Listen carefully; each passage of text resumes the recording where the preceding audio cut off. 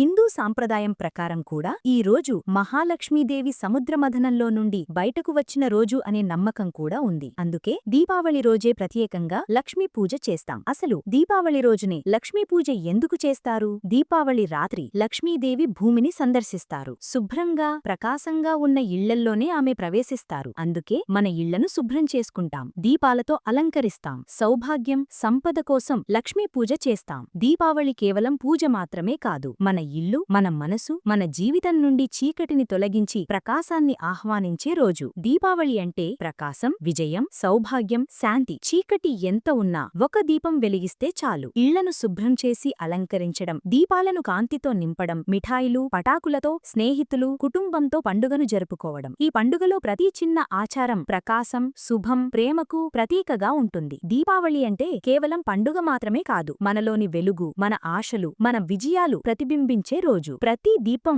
మన జీవితంలో చీకటిని తొలగించి సౌభాగ్యం, శాంతి, సంపద తీసుకొస్తుంది. ఈ దీపావళి మీ ఇల్లు, మీ కుటుంబం, మీ జీవితం లక్ష్మీదేవి ఆశీర్వాదంతో ప్రకాశించుగాక.